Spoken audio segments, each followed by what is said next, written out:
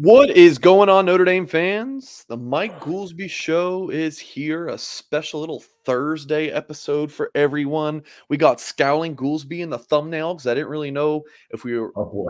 with the topics we were going to have today. I didn't know to go Happy Goolsby, Scowling Goolsby, so I figured Scowling Goolsby. My friend, how are you doing? I'm good, bro. I'm good. I'm having there was so much Notre Dame news 3-4 days ago. I feel like the last day and a half I'm in like withdrawals. It's like, where's the news? So but no, things are good, man. Life's good. Good. Well, folks, watching live with us, watching back, please hit the thumbs up. Of course, subscribe to the channel for more content. For those via podcast, appreciate you as well. Please leave us a kind review and consider coming over to YouTube. But yeah, if you're going to stay podcast, please leave us a kind review wherever you listen to this. And for everyone new around these parts, please consider subscribing to blueandgold.com. Current offer for you guys is $1 for 2 months. Let me pop it up on the screen here in just a second. Using the promo code UND1, the letter UND1 gets you 2 months for just $1. That's for new subscribers. Mike, I figure let's just dive right into it because I'm very curious for more of your take on one Riley Leonard. Jeez, we didn't even make 2 minutes into the show. Here we go. I know, dude. Let's dive into it. So when we had you on for that very interesting show last Wednesday with myself and Tim, you kind of were like, I want to, before I really form my opinion, I want to watch more of this kid. And my understanding is that you have. So what are you thinking right now on Riley Leonard, who is not a Notre Dame quarterback yet? He should be wrapping up an official visit, I think tomorrow morning, Friday morning, I believe. I think it was Wednesday he got into town. So 48-hour trip. So what are you thinking about this kid right now, Mike? Notre Dame fans, and this is what I tweeted out, Notre Dame fans are going to love the kid. I've heard you, Mike, say he's like a bigger Ian Book. Did I say that? I think so. I think you did. Okay. Was that good? No, it's good. I mean, he's to me, man, he's very much an athlete playing quarterback. Okay, so try and expand upon that. But he's a world-class basketball player. I was watching one of his games, and the broadcast was talking about there was a point in time where Riley Leonard and his family didn't know if what route he was going to take, basketball or football. I mean, that's how good at the sport he was. Not like a natural thrower of the football. Like, he's got an arm, like he can push the ball downfield and all that. Like, he can run quick game, kind of throws on tempo. You don't see, when I'm talking about a natural thrower anymore, like Kenny Minchie can do this. I've yet to see Angeli really do it, but throwing off platform and making it look easy, making it look comfortable, I don't see a ton of that from Riley Leonard. Okay. He kind of wants to have both feet set. He's an athlete playing quarterback. Love the fact that like he checks some of these boxes in terms of measurables, height and weight. It's just so refreshing to see. We've had so many quarterbacks that look like it's like, I'm saying, when you see little kids playing tackle football, it's like they have their big old helmet and like the body doesn't fit the helmet. It's like, this is a kid where it's like the package looks like it should, in terms of but yeah, he's an athlete playing quarterback. And I think this is the type of player that I think Coach Parker wants for his offense. A little bit more multiple in the run game. You can finally run like RPOs. Tim loves to talk about these text exchanges that he and I have. I texted Tim a couple weeks ago. There's a play. We're playing Clemson this year, backed up. We got 95 yards to go. We're on our own 5-yard line. We run inside zone, inside handoff, and that defensive end just crashes down, doesn't honor Sam whatsoever. And I was like, man, if you had a runner, if you had an athlete, a Buchner, a Riley Leonard type at quarterback, even an Ian Book, I mean, that would have been a house call. So I like him. I don't think he's a finished product. And again, that's probably going to be my tagline with Riley Leonard. He's an athlete playing quarterback. And he's more of a Buchner to me than he is an Ian Book. And last thing with Tim, I went back and looked. I think this is a couple nights ago, 12:30 in the morning. I'm up late watching film. Leonard is a bigger Buchner. It's remarkable the similarities. Slightly out of control, a little spazzy. They both play fast, sometimes too fast. Awkward release, but it works. Both tough as shit. That was my quick and dirty assessment of him. So, but yeah, real tough kid. I didn't like the way he sprained his ankle. I didn't like the dramatics of all of that against us. It was like, maybe I'm old school. Just get off the ground, you know. But beyond that, yeah, real tough kid. But athlete playing quarterback. Okay. So much of your frustration, for the lack of a better term, with the Hartman thing was the 1 year rental thing. So are you does that bother you in this case, or you just kind of feel like they need it for this year? You know what it is, man? More than running off Buchner last year? So I can't wait to just hit this fast forward button and be 6 months past the Hartman Buchner thing. God willing, please, one day. Well, I mean, Buchner's coming back, so I don't know if it's going anywhere. Maybe. Oh yeah. And I've got a call out to see how that football piece did. He's smart enough to kind of find a workaround, transfer rules or whatever to go in as a lacrosse player. Fascinating stuff. Still love the kid. Part of my frustration with the 1 year rental piece was I thought that Buchner was worth developing. And again, you develop getting game reps, getting snaps, etc. Because he made boneheaded decisions, pick sixes left and right. But can you attribute that to youth? Who knows? We'll never know. Yeah. I thought he was worth developing. So it's like if I was going to be anti 1 year player this year, I would have to feel like there was a Tyler Buchner waiting in the wings that was worth developing. So you might feel that way about Angeli, right? I mean, if we're comparing apples to apples, right? And you might feel that way about Minchie. I know you're a big Minchie guy. He's another one. I mean, I like the high school film. Yeah. You know, I like the cut of his jib. He seems like a very calm dude. Not that I want to assign intangible traits to our quarterbacks or continue to do that. But, and then the other part to the 1 year thing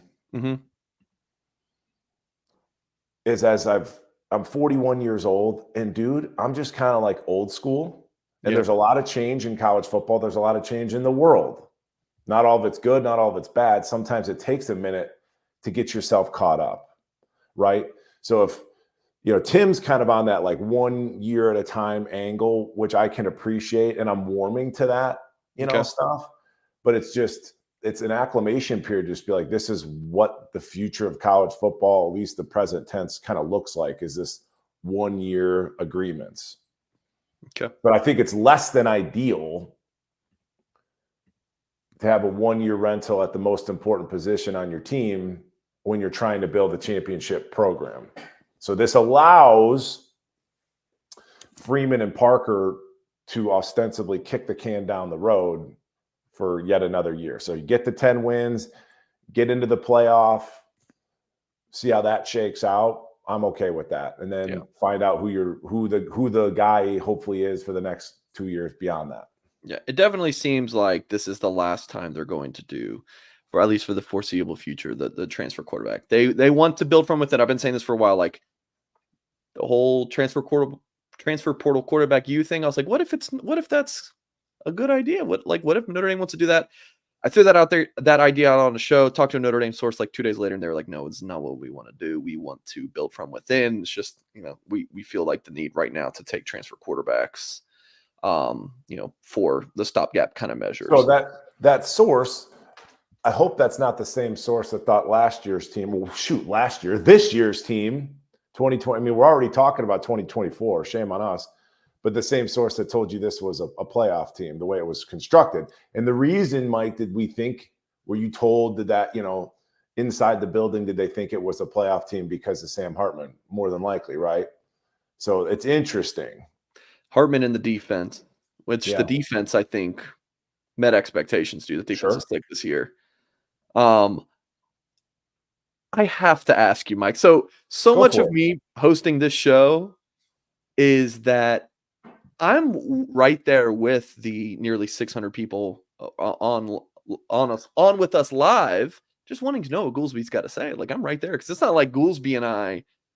No, I don't text you as much as Tim does. Our texting is more about scheduling. You and Tim are just pen pals. So I'm just here. I just want to know. Long way to ask. Your thoughts on Buchner returning potentially as a lacrosse player? Do you think that he could walk on to the football team? Would you like to see that? As the president of the Tyler Buchner fan club, I would love to hear your take. Oh my goodness. I've always just thought that kid was special. I just think he's just the wiring, like you just know the kid can play the piano, the kid speaks multiple languages, he's a scratch golfer, #1 lacrosse player in the country. Like, the kid's just different. And I thought that was worth investing into. I can forgive a couple silly interceptions for a kid that's only played 3-4 games. Would I love to have him back on the team? I mean, I think so. But then, of course, if I wasn't doing YouTube shows and Patreons, and I don't want him to be on the team, and so people can keep poking the bear for the next 2 years of eligibility or whatever. Right. On one hand, I say, no, I don't want him back on the team. But hell yeah, I want him back on the team. So it's like selfishly, you kind of want both, or you, yeah, okay. Like, you don't want him here because of poking the bear, but you do want him here because you love Tyler in his game. I respect that. I'd rather have Tyler than Angeli, and just in terms of, we're talking about potential, we're talking about upside for sure. Well, I'd rather have Angeli than Buchner for that nice floor. How about that, Ghouls? Sure. There you go. Yeah. So he's like I said, I'll never understand how people sort of like root against these young men. It'll never compute to me. I think it's, he left. Should he have left?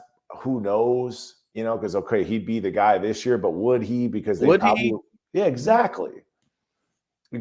So it's a lot. It's like any relationship. Sometimes, many times, most times, it's harder to leave than it is to stay. So in a way, you give Buchner credit for like taking off in a way, and then it's like the stones that it takes to come back to a Notre Dame. I mean, I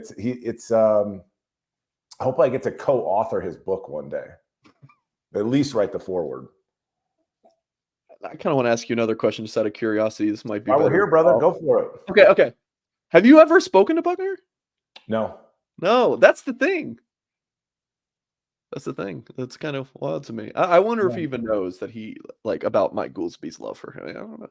There's trying to get in touch. I mean, Shane Walton, who's he was on our podcast. Yeah, Shane was great. And I called. That's who I called the other day. I was like, let me know about this football deal. Can he get back on the team? So no, I mean, I could get a hold of Tyler.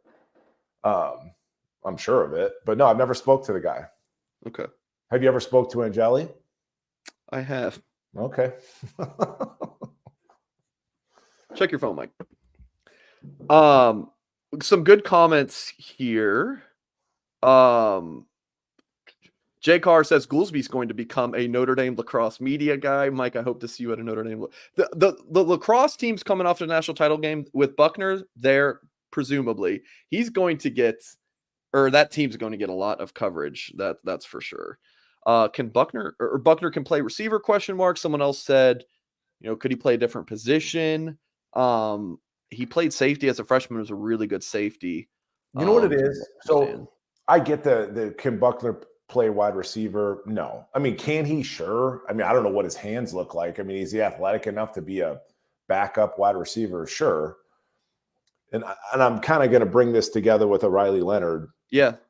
Like dudes like that with that kind of like wiring, they're straight A students, prom king, like they're, as athletic as they are, they're going to be the damn quarterback. Do you understand, Mike? Yeah. It's just the way those kids like that, that's in their DNA. It's like, I'm all-time quarterback. That was never me, Mike. And you were the quarterback of the defense. So it makes sense. Yeah. Yeah.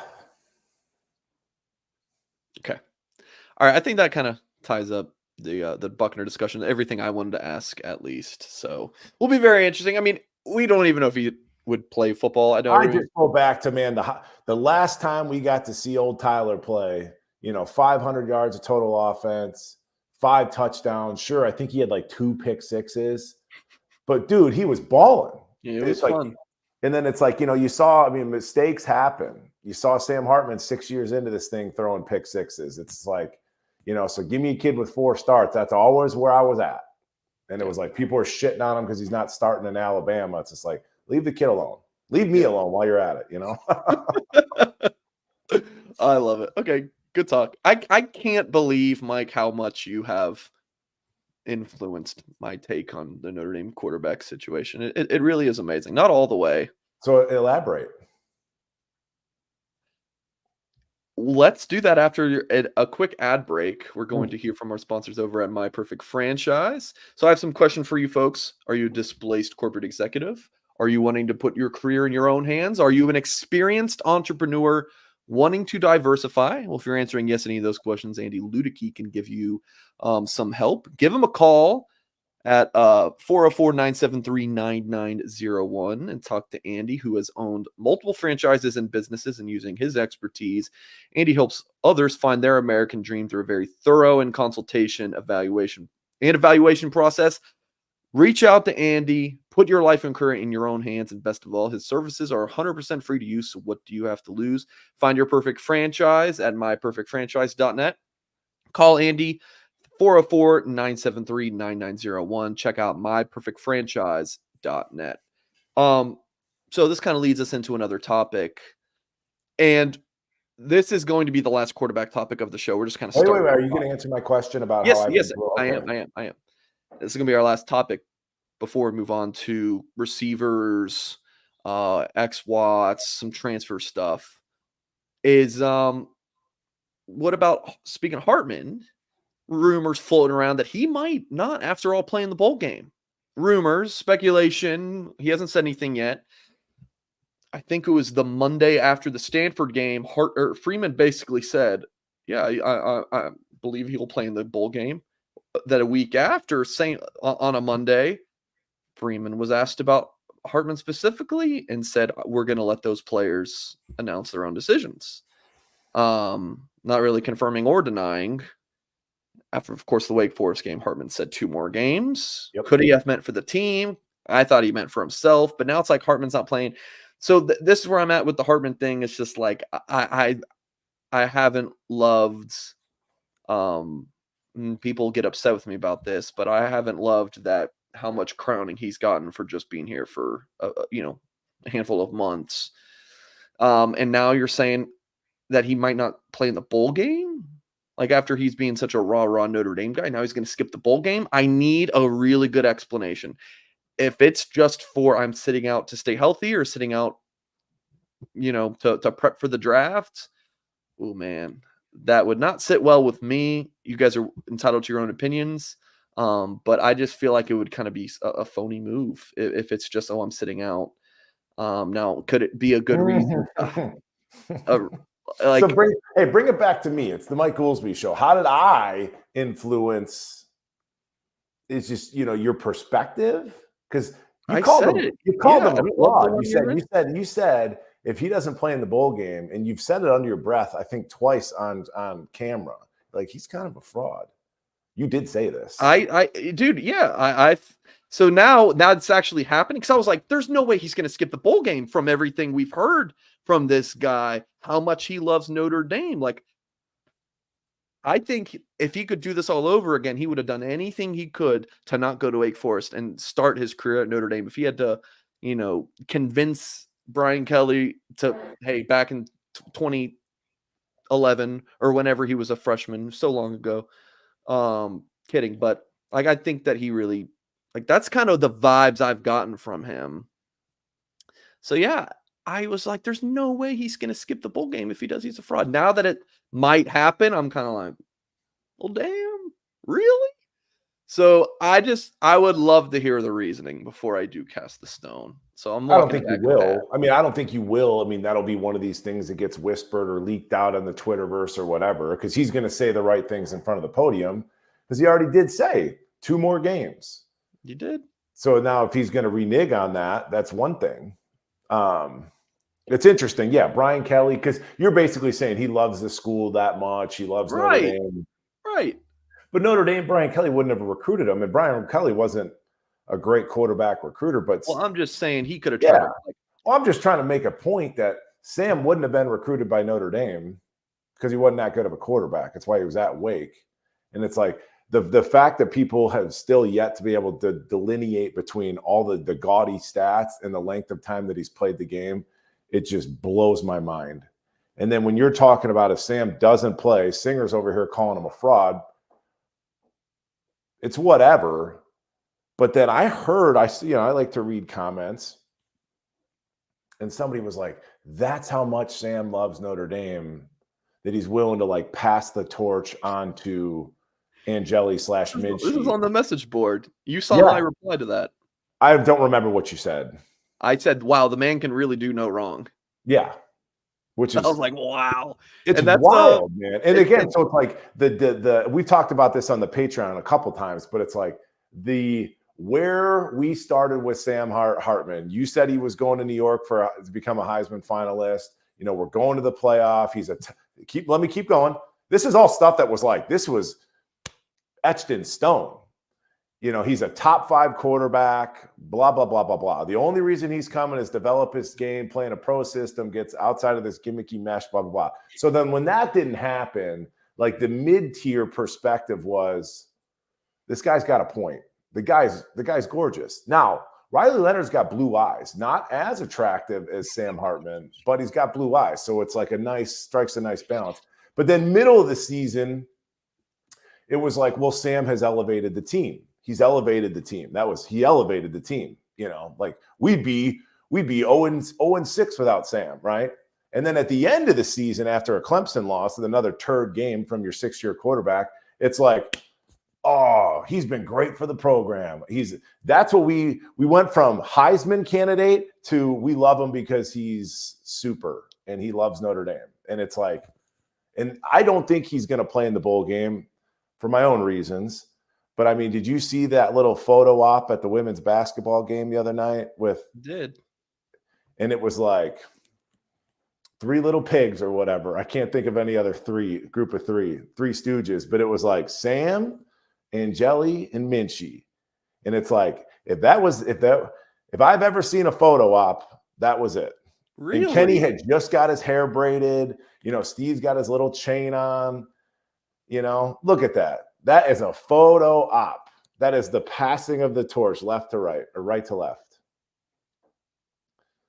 Believe me. You think those guys knew they were going to be on TV and this was going to happen? 100%. If Sam Hartman's in the building, you're going to be on TV. But 100%. Because I was saying that, you know, Sam didn't, and that was another argument, another pro Sam. Well, Sam's going to develop. He's going to develop, Angeli. He's going to develop Kenny. It's like, no, dude, they're not hanging out watching film and stuff like that. Sam lives off campus. You know what I'm saying? And like, if these 3 were going to hang out, I doubt they'd be going to a women's basketball game. I doubt it. This is a photo op. That's passing of the torch. That's how this guy sees it. Does that make sense, Mike? It makes sense. They're dressed. I mean, they're literally, and again, can I just say this? And this is like, again, part of the Patreon thing. It's like some of this player perspective behind the curtain, how the sausage is made. When you're a varsity athlete, you wear issued gear 99% of the time. Like you're going from a workout, training room, training table, whatever. Like you're just wearing sweats, issued gear 90. Those 3 handsome young men are dressed up, and that's a photo op. Undeniable. All right, the last that is a good point. Especially because Kenny's hair is on point. Like he just got it done that afternoon. This is okay.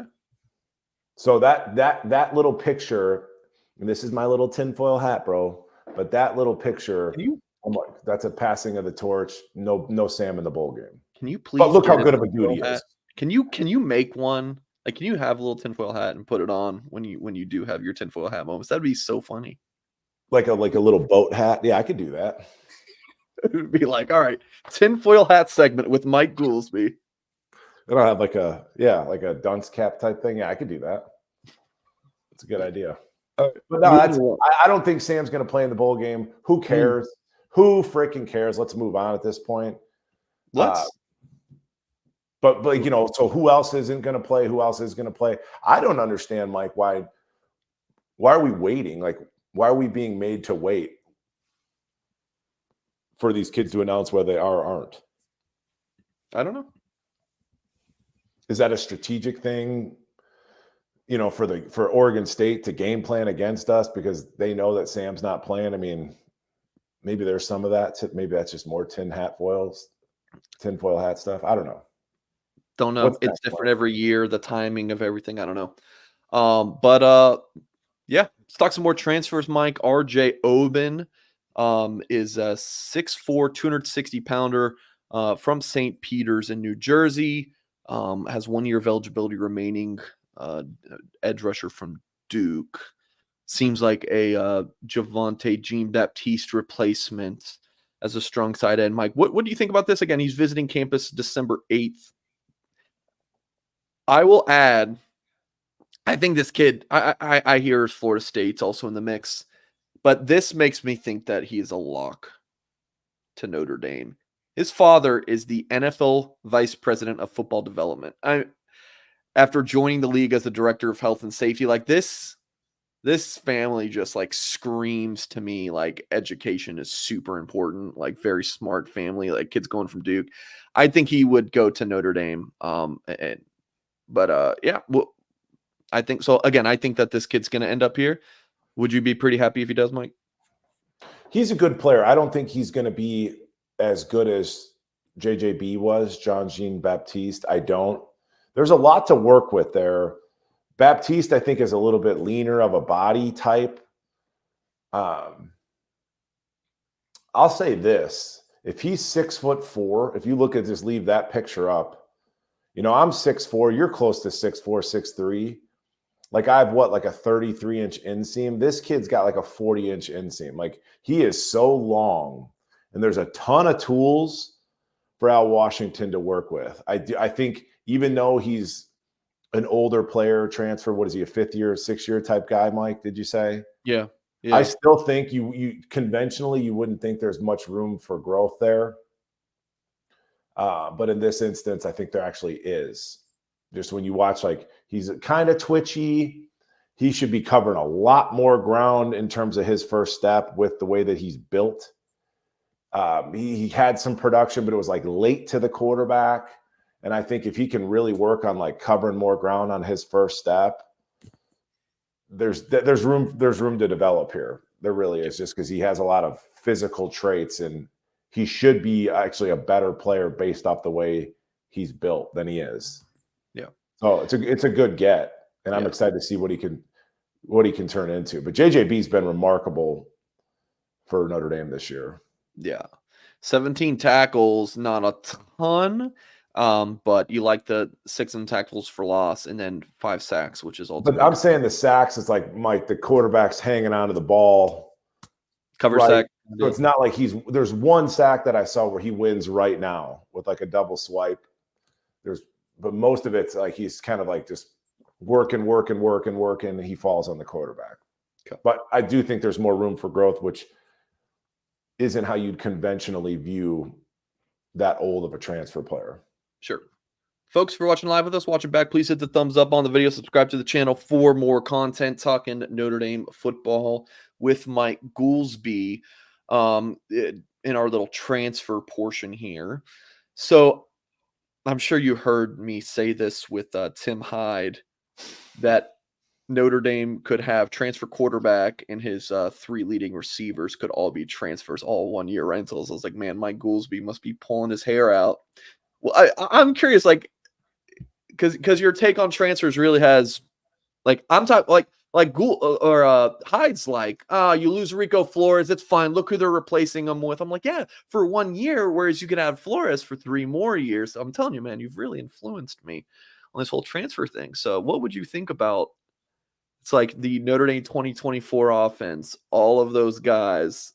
You know, the one that, this will be a long conversation, but the one transfer out that hurts the most is Braylon James. Okay. So, like, let me hopefully stay on track. So, like this Chris Mitchell kid, Yeah. not blown away. I'm not. Okay.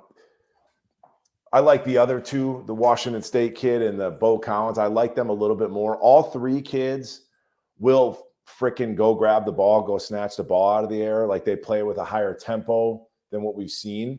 But Braylon James hurts because he had physical ability that needs repetition to get polished up. Like a Rico Flores, as much as you and I both love the kid, I loved him just because of the level of compete. You know, you saw him in high school going over the middle, snatching balls, playing with a little bit of anger. There's not a lot of room for physical development with Rico. Whereas like Braylon James had a ton of like physical upside, and he just needs a coach to pour into him and develop and develop and develop. Does that make sense? So like Tim's looking at it. A lot of folks are looking at it as a 1-year deal, 1-year agreements, 1-year deal, 1 year, 1 year, 1 year.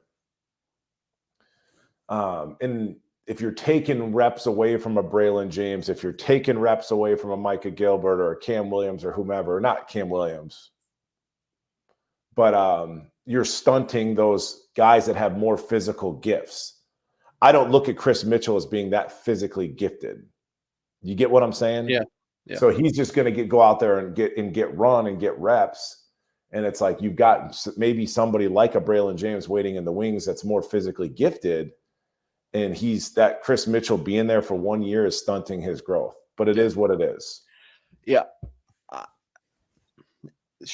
Are there other Rico Floreses out there? Sure. But like, Tim said there's thousands of them, and I get where he's coming from. I do as well. But he was here. He's here. Like he was at Notre Dame. Like you're just gonna have to find another one, and then but he's here. Like he already has a year in the system. You know, like he's one of the guys. You recruited him. You worked with him for a year, and then it's just like, oh, just go get another one. To me, it just seems like that's very Madden to me. That's very, NCAA recruiting names on a screen of like the video game. Well, this is a whole conversation. Last time I mentioned Patreon, sorry. But like we talked about this, it's Please, like, go ahead.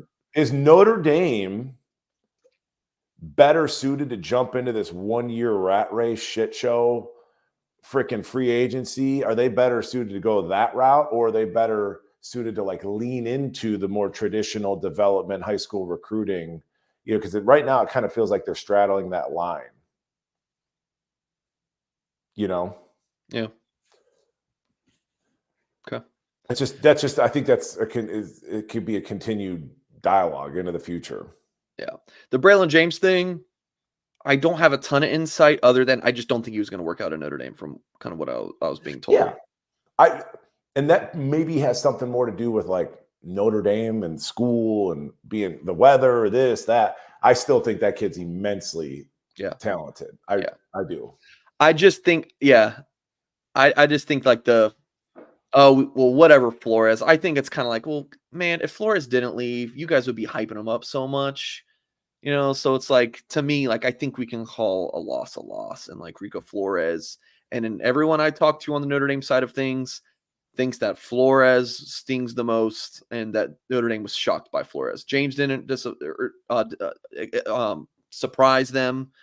Merriweather didn't surprise them, all those, but Flores is the one that did. So I think that might even have a part of the sticking. Okay. I keep seeing comments, people asking me, I'm glad we have a big crew here because we need to talk about this.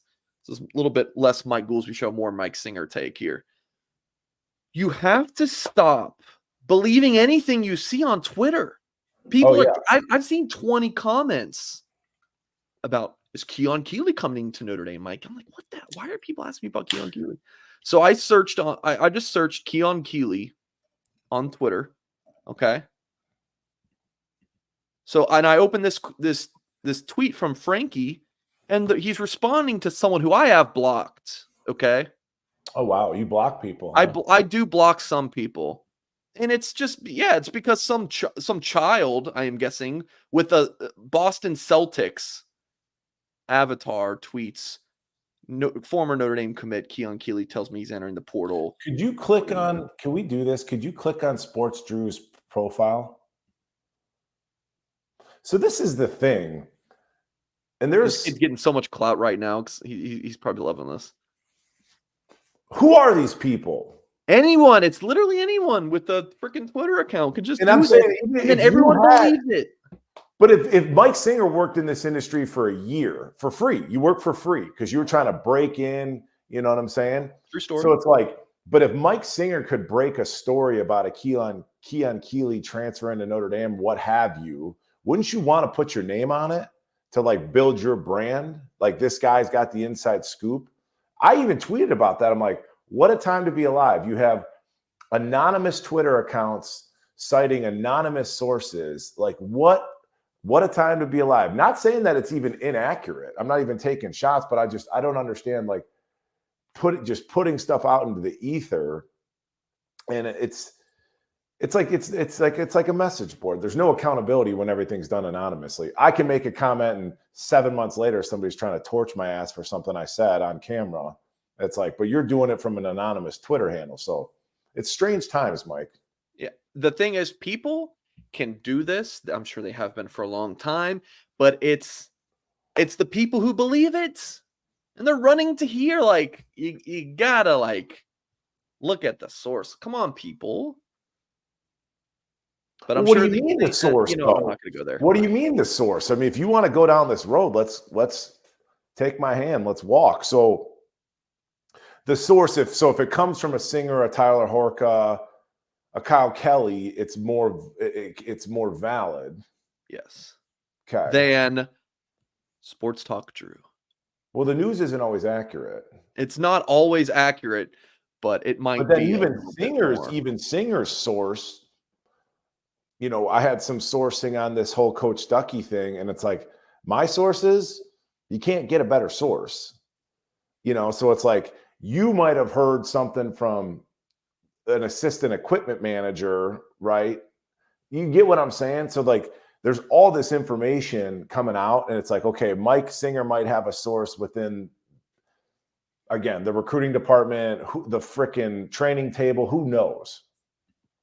But then there's like higher level sources.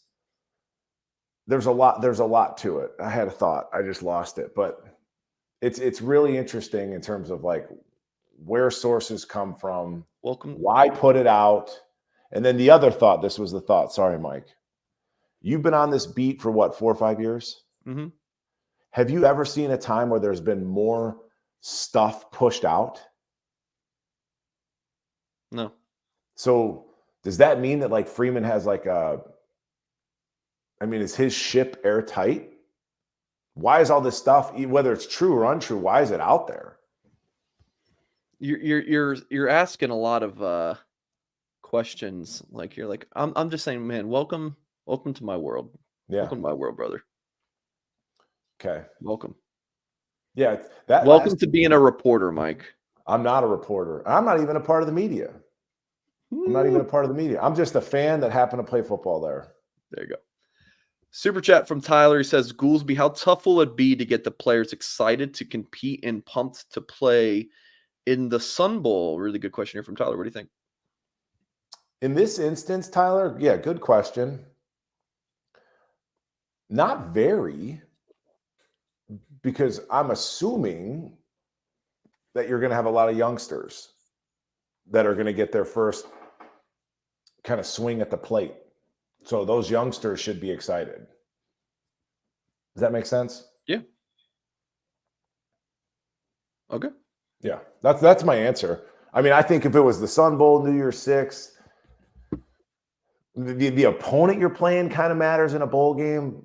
But whether this was a New Year's Day Bowl versus LSU versus a Sun Bowl versus Oregon State, I mean, you're splitting hairs. It's either the playoff, New Year's Six. You know, the game doesn't matter. It just doesn't. Okay.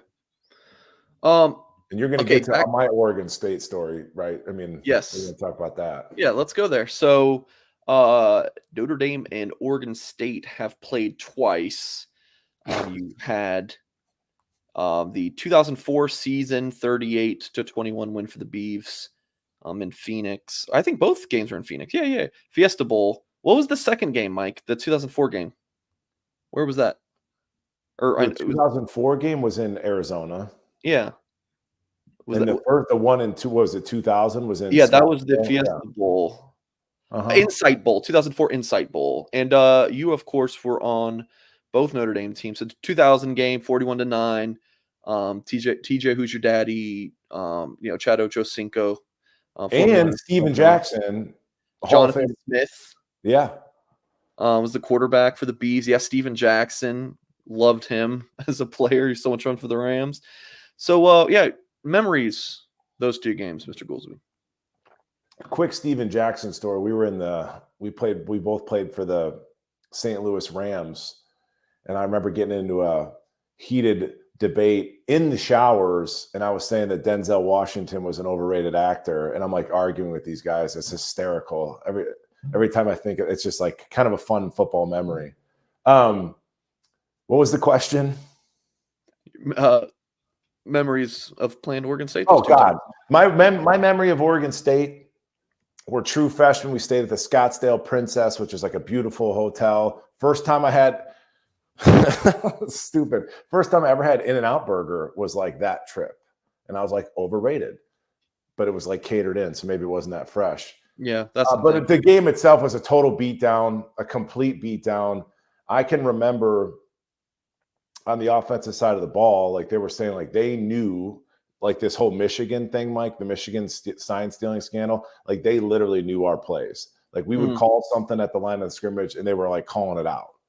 That's how bad it was. And then my other memory, and everybody on our team will remember this, I forget who scored, but he did like the I'm getting arrested thing. And then his teammates patted him down. And I just thought that was dope. You know, it was like the coolest celebration that I'd ever seen. But it spoke a lot about their program versus ours, right? Total beatdown. But that was a BCS game. And then the second one, my fifth year, Coach Willingham had been relieved of his duties. And I remember we talked about it on the Patreon real quick. But we met with Kevin White, the AD. Like the captains met with Kevin White, AD. Like, are we going to play in this game? We don't even have a coach. All this back and forth. And then we took a team vote. My idea, different colored Post-it notes for different color classes, Mike. So you could rank them. Freshmen got pink, right, et cetera. Sophomores got yellow. I was the only fifth-year senior that voted not to go, and I'm the captain of the damn team because I wanted to go train for the combine. I wanted that month back. I was like, we don't have a head coach. All Oregon State did at the time, their quarterback was Derek Anderson, who I think was a second-round draft pick of the Cleveland Browns, big, tall guy. We ended up having the same agent. All they did was throw the ball, and Mike, we were like 117th in the country in like pass defense. I was like, we're going to lose. But in that game, I had the best hit of my career. They threw a screen pass, and I sniffed that bitch out, and I blew that kid up, man. It was the best hit I had at Notre Dame. So that was like, that's my memories of those games. But we got beat handily in both. Yeah. All right. Well, good opportunity for Notre Dame to reverse those outcomes. Yeah, it should be wild, man, because they got players sitting out. We got players sitting out. They don't have a head coach, which I can obviously empathize with. That's crazy. This is why I'm fine with Mike. How about this little idea? Why stop at 12, man? Open it up to 24, and then how about like college basketball has the NIT. Yeah. How about just get rid of all the bowl games? They're just pointless. Have like a secondary tournament like the NIT. Yeah. Let's get rid of get every Power 5 team with 6 wins in some kind of secondary tournament. Call them the Pop-Tarts Bowl or the Pop-Tarts game, the Tony the Tiger game, whatever. Put them in some of these neutral sites. So they're bowl games, but like, I don't know, man. I'm kind of like just get rid of it altogether, man. Get rid of school. I mean, these guys don't walk into the building. They're not walking to class anyways. They're just sitting on their couch watching some online course. Get rid of school. Yeah, have a 24-team playoff. Sure. That's right. Get rid of schools. A whole different conversation. But that's what we're doing. How many games are these kids going to have to play in the coming years? 15 games for basically college football NFL season, dude. Yeah. You know what I'm saying? And then it's like, how many? My girl and I were watching a game the other night. She's like, another injury. So it's like, you're going to take all these poor college kids, make them play 15, 16 games when it's all said and done. They've been playing year round 7-on-7 in high school. And then they get to the NFL. It's like, dude, this is an incredibly violent sport. And I know some of these kids are going to make a couple bucks doing it, but it is a wild time, man. It's a wild time out there. Kind of transitioning, Mike, talked about RJ Oben, his father's background. You look at some of the Notre Dame recruits coming in with like just these high profile former NFL guys. And it's really interesting. Then you bring in Jordan Clark for a year. His dad is, of course, Ryan Clark, who, was a standout defensive back with the Pittsburgh Steelers and now ESPN personality. I just think that's kind of a really interesting. I mean, you have freaking Brian Urlacher's son, coming to Notre Dame. Some high profile. I mean, Bryant Young's kid. You got, Jim Flanagan's kid. The list just kind of goes on and on. Jordan Clark, another high profile legacy type kid. So curious on anything I just kind of had to add there, Mike, and then thoughts on Jordan Clark committed to Notre Dame this week. I just wonder, I wonder with his dad, Ryan, who I think is exceptional. Mm-hmm. I think he's a really exceptional person. Respect the hell out of Ryan Clark.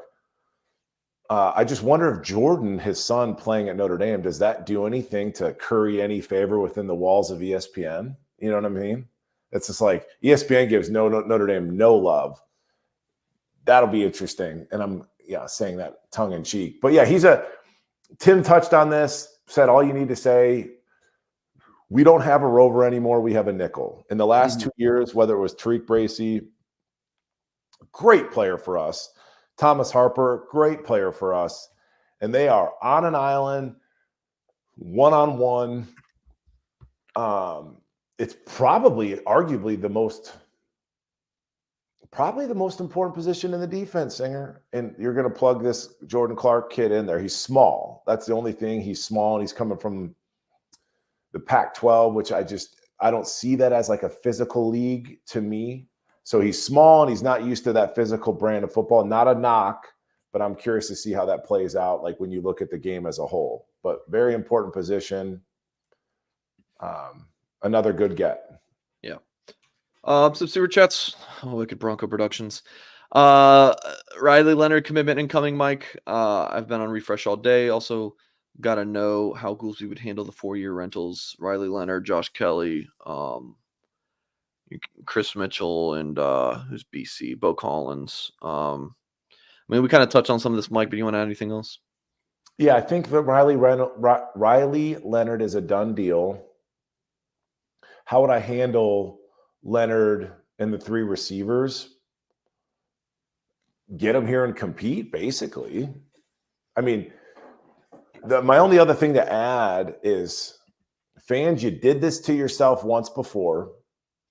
You already burnt your hand on the stove. Don't do it again. Protect your little hearts. Don't fall in love with these kids like Chris Mitchell. Don't fall in love with, he had 67 catches for 1,000+ yards. Don't fall in love with stats, because you did that with Sam Hartman and you got your heart broken. That's the only thing I could add to that. Bring him into the room, and then we were going to get the transfer from Virginia Tech that was here for 3 days, and they decided to retire so he could get that grad degree from Notre Dame. Well done, my brother. You know what I'm saying? Yeah. So he was supposed to be – so get him in the room and compete. That's what this is all about. Yeah. But Cam Williams should beat out – Cam Williams is more talented. If they're going to put this Chris Mitchell to the field in BRZ, Cam Williams would run circles around him. $20 from Wicked Bronco Productions. Says he's got a buddy who has connections on the Bama football team that said Keeley to Portal. We'll see. I hope your buddy's got a buddy. Dude, some guy hit me up on Twitter the other day, and it's everybody chasing clout. Somebody hit me up on Twitter the other day. I got a source at this recruiting room. And it's like, when you look at like the hierarchy, the structure of these football teams, like somebody that works in the recruiting department, don't let me paint with a broad stroke, but they're like the lowest on that totem pole. They'll be like somebody working in the mailroom at Tesla, spreading rumors about Elon Musk. Like, they're not involved. So I don't understand why people that are like, it's a random nobody that's sharing information with a random nobody and pushing it out there. I don't ever want to get in the business. Singer, you and I were just talking about that. If a source calls me, I'll talk about it, but I'm not sourcing anything out. I have no interest in breaking news. I have no interest. This isn't a full-time gig. I'll talk about it once it does break. Categorically, that's what we'll do here. There you go. Wicked Bronco Productions, appreciate the super chats as always. Jonesy says Goolsby, amazing stories. That's why I pay for this site. Who ended up coaching y'all in that game, that 2004 game, Mike? Kent Bear was like the associate head coach. So he was the defensive coordinator. He ended up coaching that game. Okay.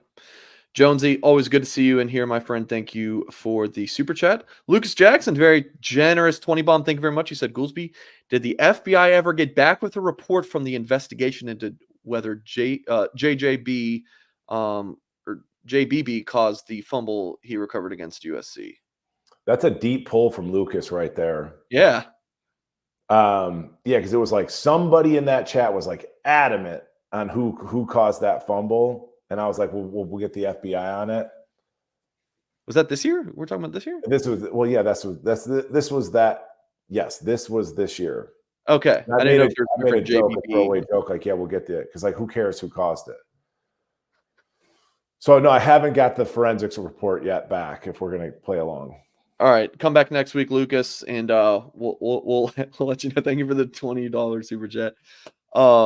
SW2205 said, should Freeman bring in a coach with play calling experience as an analyst? Would be good to have another voice in the room when things aren't working. I would say, yeah. Right, Mike? Yeah, sure. I mean, Wisdom of Crowds, good book. Wisdom of Crowds. The more opinions you get on something, the better answer you're going to come up with. I think that I think it's a pretty real thing. Notre Dame fans like to look at everything like we're shopping in the supermarket with an unlimited budget, right? So it's like, well, let's get those Pop-Tarts. Let's buy the expensive wine, like whatever it is, load it up. And that's just not how the coaching world works. Like there's budgetary restraints from the administration.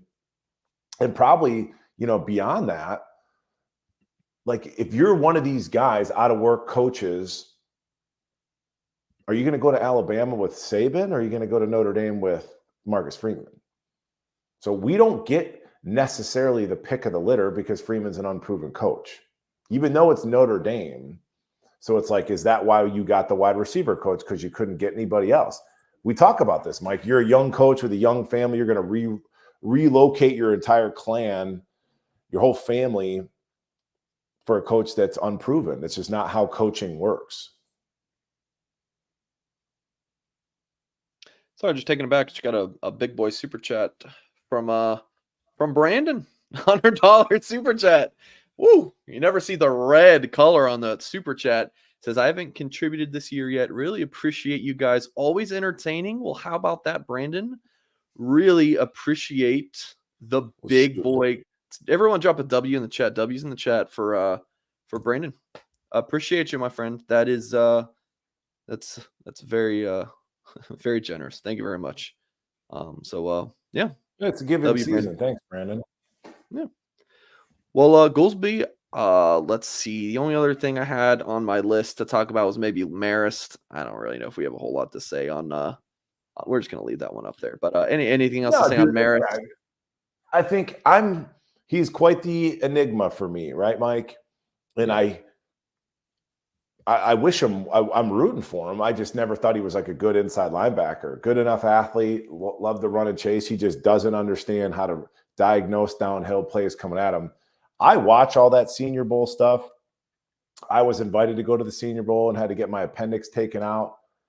So it's like I like to watch it every year and sort of twist the knife. So I'll be watching. I'm really curious to see what he looks like on those inside drills, 9-on-7, to see how he performs. And I'm also curious to see what he runs, because we've heard for years and years and years how fast he is. And I'm like, over under in the comments, is he a 4.6 guy? Is he a 4.7 guy? Or worse? There you go. So I'm wishing him well. I think he's going to play in the NFL. He'll probably have a nice career. I'm curious to see what he looks like and how fast he is. Yeah. Cool. All right, Mr. Goolsby. Anything else for you before we get out here? Anything else on your mind? Plenty, but no, we'll keep it going. I want the kids that aren't going to play to announce. To announce, but something tells me they're going to wait for the coaches to get back in the building, come off the road from recruiting, or there's some strategy involved and they're trying to keep their cards covered. Yeah. There's something there. But that's the one takeaway with the bowl game is to watch these young kids go play. Watch the future, save for a few transfers. Sounds good. Good. All right. Well, great show tonight, as always. Thank you to everyone dropping super chats, especially Brandon, Big Hunter Bomb. Thank you very much. Wicker Bomb Productions and everyone. Thank you for the support. That's going to wrap up this week's Mike Goolsby Show. TBD on when the next one will be. I'm sure we'll get Goolsby back on here before the bowl game, certainly. So I'll have my people talk to Goolsby people. In the meantime, head to blueandgold.com. Please consider a subscription over there. And can I give a quick shout out? Sorry, Mike. Please. Former teammate of mine at Notre Dame, Jared Clark. He's down there in Florida coaching up. He's the head coach at Cardinal Mooney, and they're in the state finals. How about that? Which is freaking awesome. And he's turned that program around. So proud of you, Jared. That's awesome. There you go. All right. Wrapping it up there. Appreciate everyone for watching. And as always, we will catch you next time.